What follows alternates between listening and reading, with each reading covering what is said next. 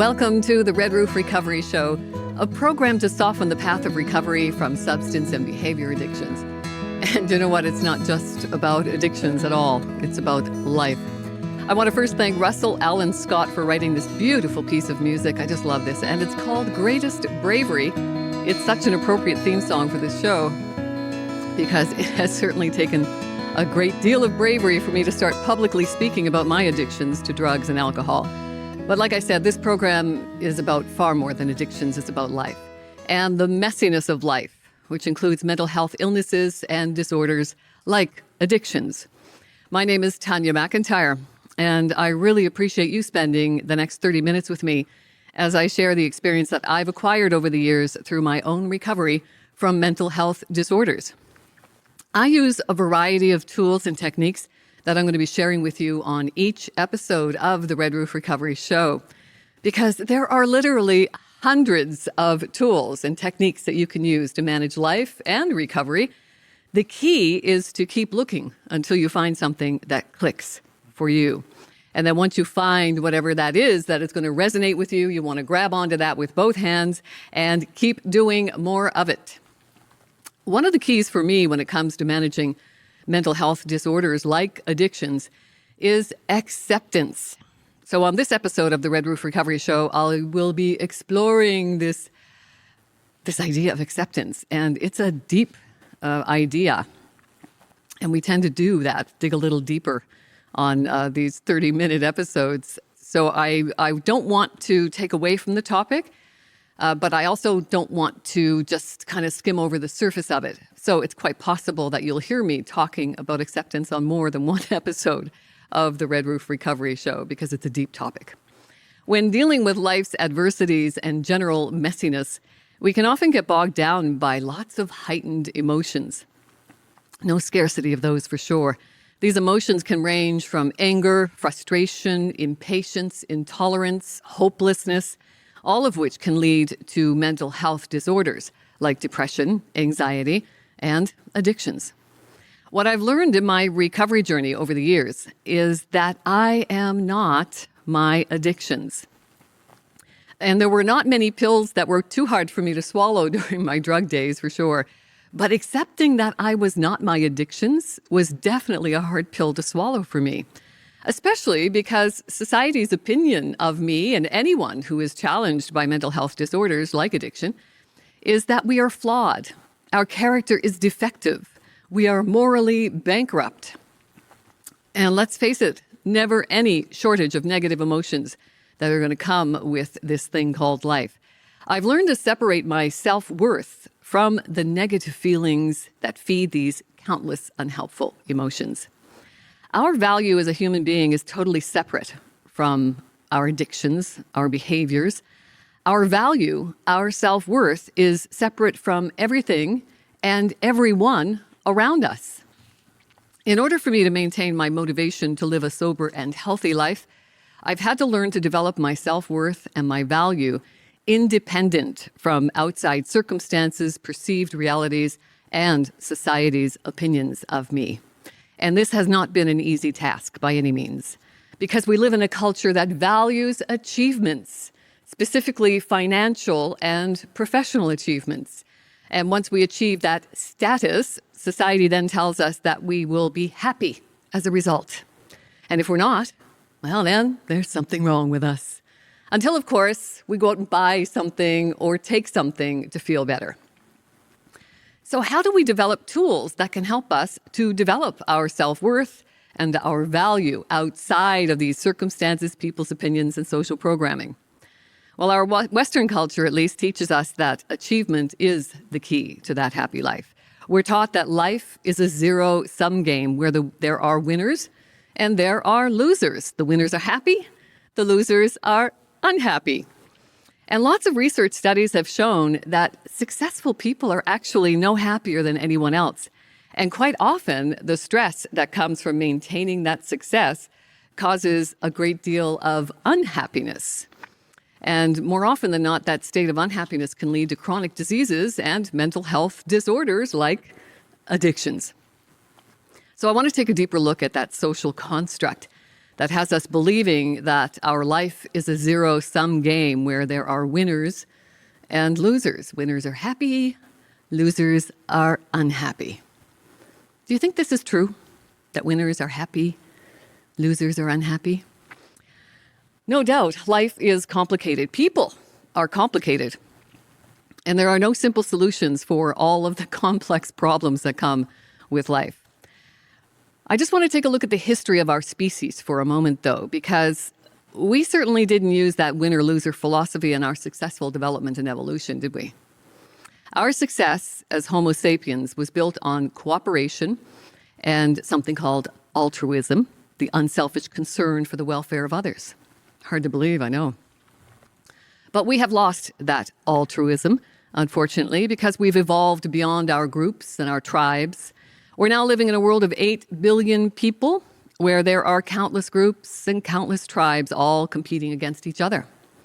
It's estimated that about 25% of the people who actually reach the top and have the success that our society defines as the ultimate achievement are actually psychopathic.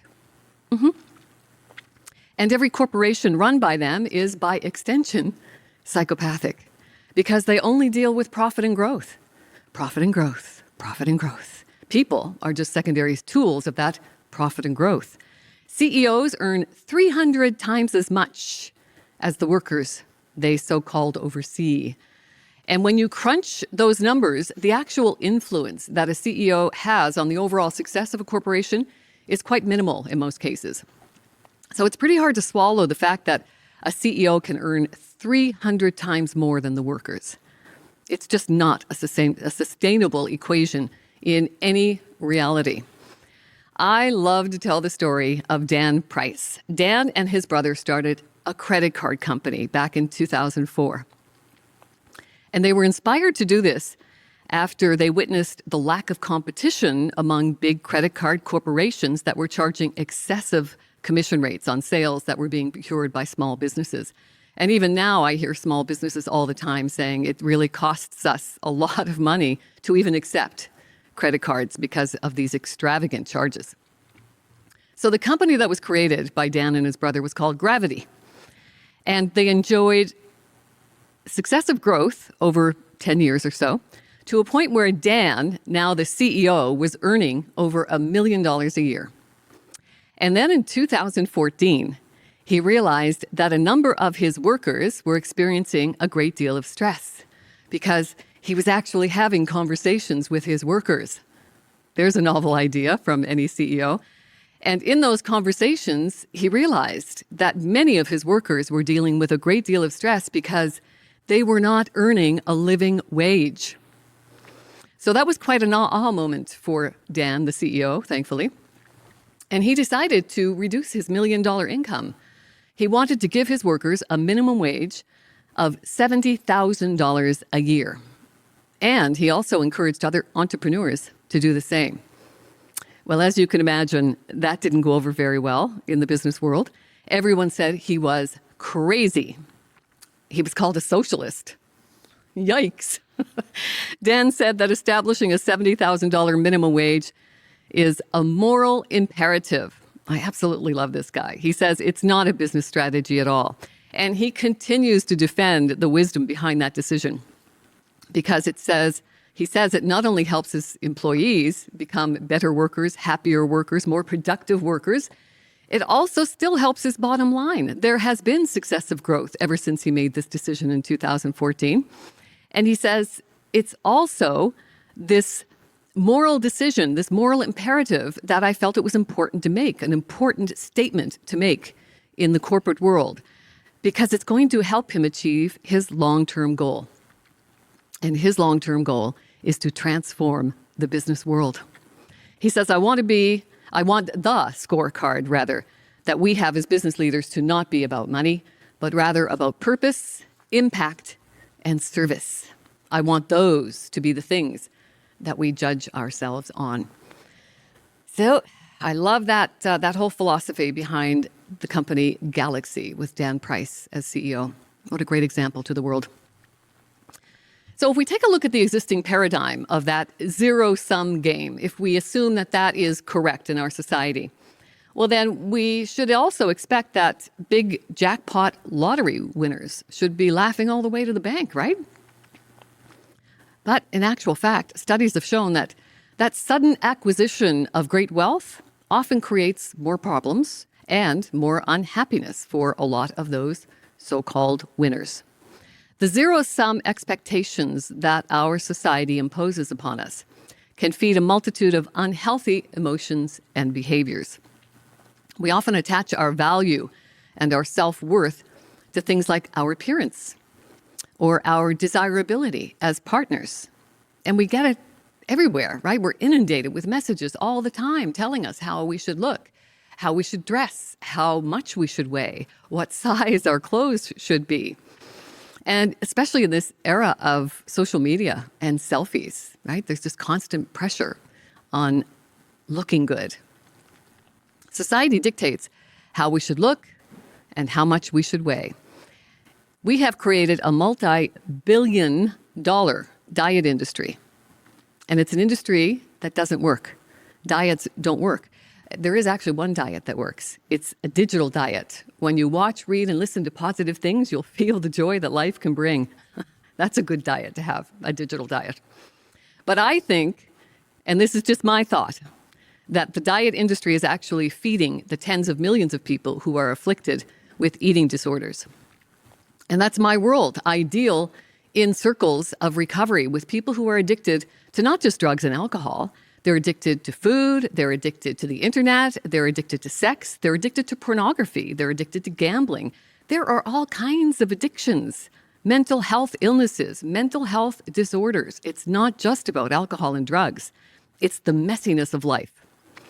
So this tool of unconditional self-acceptance is something I'm very passionate about. Not just unconditional self-acceptance, but unconditional life acceptance and unconditional other acceptance. So those acceptance pieces have been huge in my recovery journey. And the unconditional self-acceptance teaches us that who we are is all that really matters. And it helps us define some of those elemental truths about ourselves. So you need to answer that question. Who are you? Who am I? It's a pretty deep question. But I can tell you what you're not. You're not your job. You're not your bank account.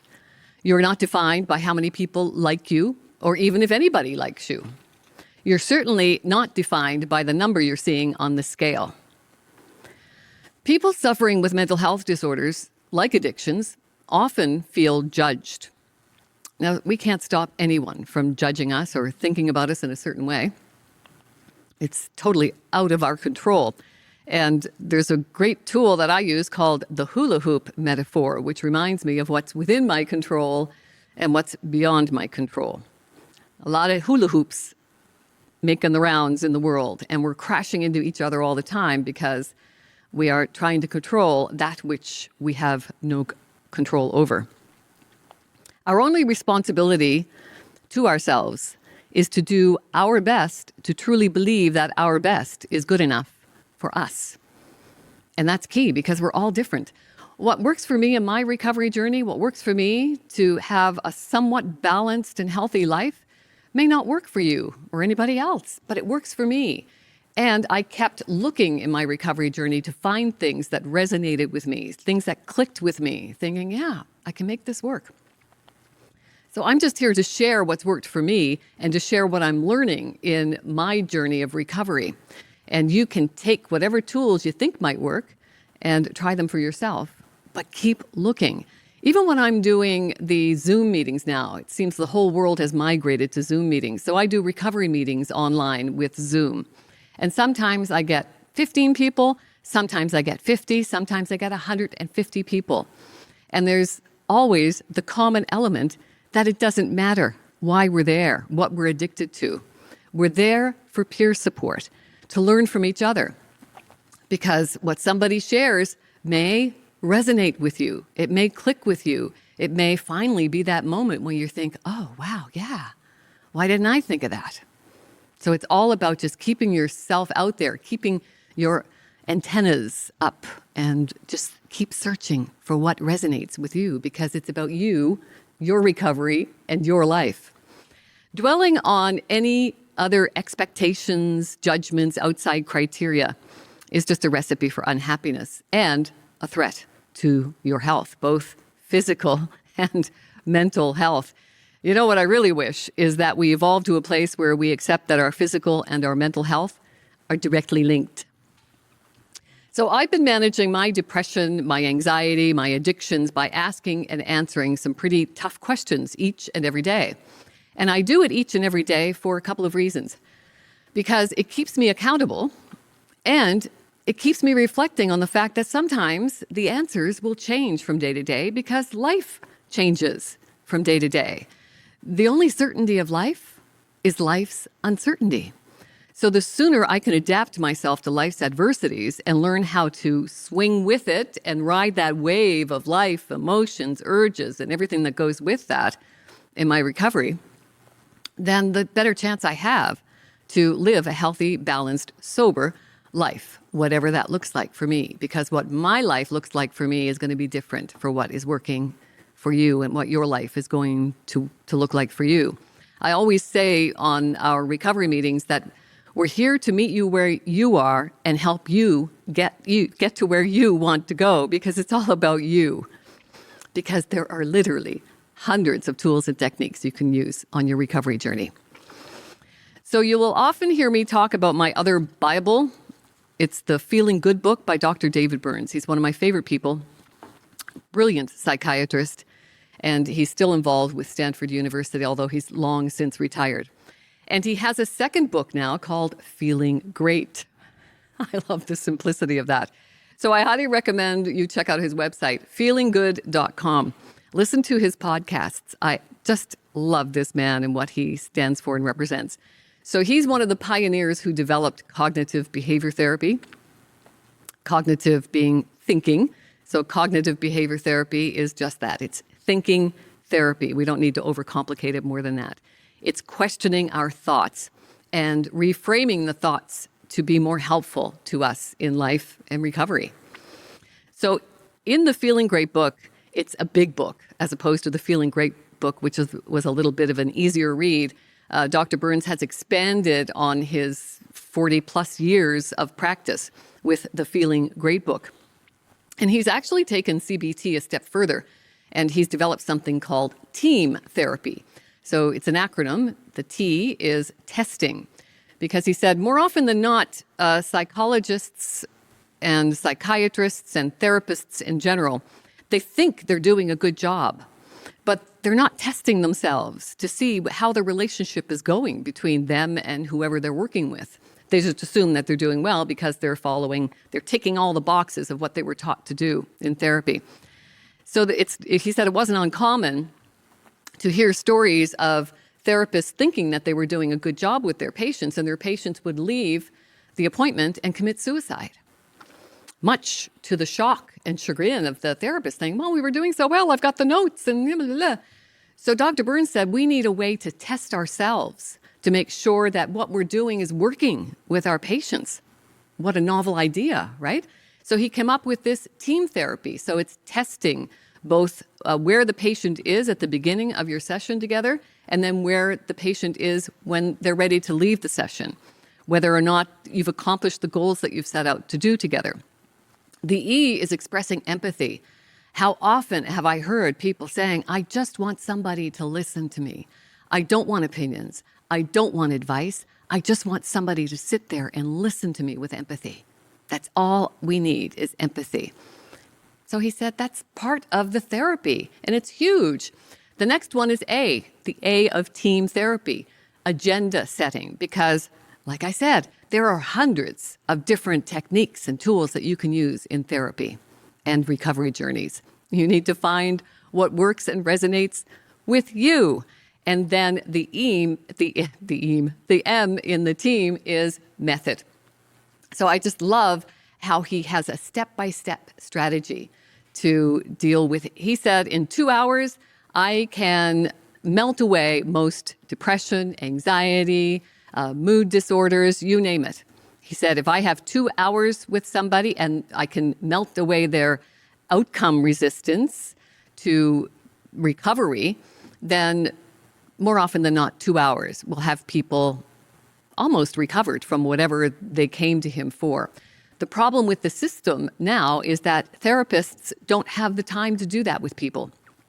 Listening to Dr. Gabor Mate, the Canadian doctor who spent 12 years on Vancouver's east side, that's considered one of the most densely populated, chronically addicted populations in North America, if not the world.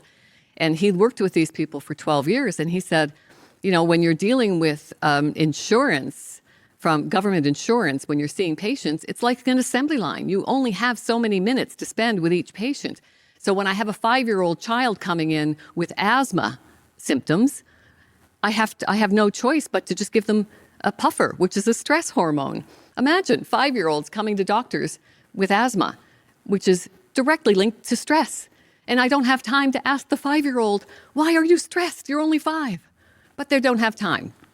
So therein lies the problem. And then that 5-year-old who's dealing with stress as a 5-year-old grows into an adult to more than likely be addicted to something or suffering with a chronic illness of some sort. So from the Feeling Great book, can you tell how passionate I am about this stuff? I mean, all we need to do is just spend more time with people and give people some listening, some empathy. And most of the world's problems, I think, would be solved. We can just wave that magic wand. So from the Feeling Great book, here are some thoughts about what is feeding our depression, anxiety, addictions, chronic illnesses, etc. We irrationally think that we need more external validators to be happy, more success, more love, more money, more prestige, more friendships, more meaningful work, more. Instead of just tolerating or improving situations, we think irrationally about ourselves with should statements and labels, causing anxiety and depression and non-acceptance. That's why I love the SMART recovery philosophy, the self-management and recovery training that I'm so passionate about, is that they discourage the use of labels. So I don't have to stand in a circle anymore and say, hi, I'm Tanya and I'm an alcoholic and an addict. I am not my addictions. I'm far more than my addictions and labels. To stop depression, we don't need to change our circumstances to get those validators. We need to stop thinking unhelpful thoughts about ourselves. We need to accept ourselves. But we resist stopping that irrational, unhelpful thinking about ourselves.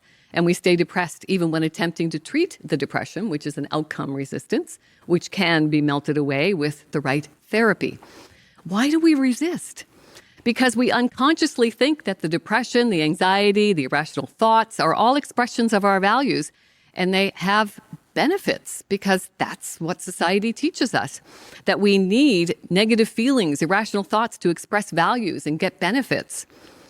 So, how do we answer that question? Is it possible that depression and a resistance to depression aren't because there's something wrong with us, but maybe because there's something right with us? What if we explored that aspect of psychology?